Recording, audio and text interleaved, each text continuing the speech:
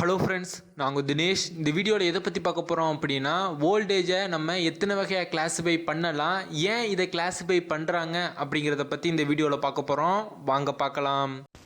இதுவரைக்கும் இந்த சேனலை சப்ஸ்கிரைப் பண்ணாத நண்பர்கள் கீழே உள்ள ரெட் கலர் பட்டனை கிளிக் பண்ணி சப்ஸ்கிரைப் பண்ணிக்கோங்க. கூடவே உள்ள பெல் ஐக்கானையும் கிளிக் பண்ணிக்கோங்க. எங்களோட அப்டேட்ஸ் உடனுக்குடன் உங்களுக்கு வந்து சேரும். இந்த வோல்டேஜ் கிளாஸிஃபிகேஷன்லாம் நம்ம எங்கே கேள்விப்பட்டிருப்போம் அப்படின்னா, பவர் பிளான்ல ஜென்ரேட் பண்ணுற பவரை டிரான்ஸ்மிட் பண்ணும்போது 11 kV, 22 kV, 33 kV, 66 kV, 132 kVன்னு KV ரேட்டிங்கில் transmit பண்ணுவாங்க. அது மட்டும் இல்லாமல் சப்ஸ்டேஷன்லாம் பார்த்தீங்க அப்படின்னா 33 kV பார் 11 kV சப்ஸ்டேஷன், 132 kV பார் 66 kV சப்ஸ்டேஷன்னு கேவி ரேட்டிங்கில் கிளாஸிஃபை பண்ணி வச்சுருப்பாங்க.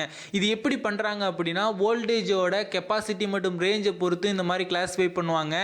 ஏன் அப்படின்னா, அந்த பவர் சிஸ்டத்தை நம்ம ஈஸியாக ஐடென்டிஃபை பண்ணுறதுக்காக இந்த மாதிரி கிளாஸிஃபை பண்ணி வச்சுருப்பாங்க.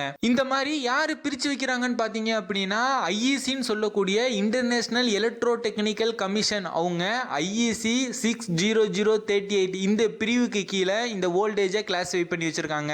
அவங்க எப்படி பிரித்து வச்சிருக்காங்கன்னு பார்த்தீங்க அப்படின்னா, லோ வோல்டேஜ்ங்கிறது அப் டு 1000 வோல்ட் வரை இருந்தது அப்படின்னா அது லோ வோல்டேஜ் லைன் இல்லைனா லோ வோல்டேஜ் அப்படின்னு சொல்லுவாங்க.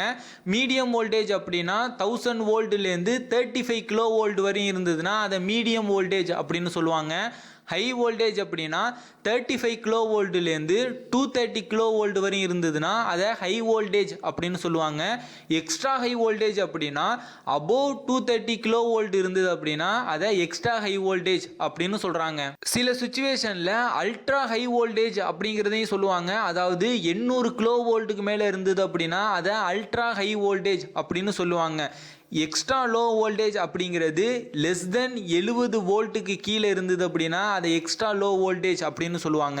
இன்னும் அக்யூரேட்டாக சொல்லணும் அப்படின்னா, ஏசி வோல்டேஜ் பிலோ 50 வோல்ட்டையும் டிசி வோல்டேஜ் பிலோ 120 வோல்ட்டையும் எக்ஸ்ட்ரா லோ வோல்டேஜ் அப்படின்னு ஐஇசி ஸ்டாண்டர்ட் சொல்கிறாங்க. இதெல்லாம் எங்கே யூஸ் பண்ணுறாங்க அப்படின்னா, டிராஃபிக் சிக்னலில் யூஸ் பண்ணுறாங்க.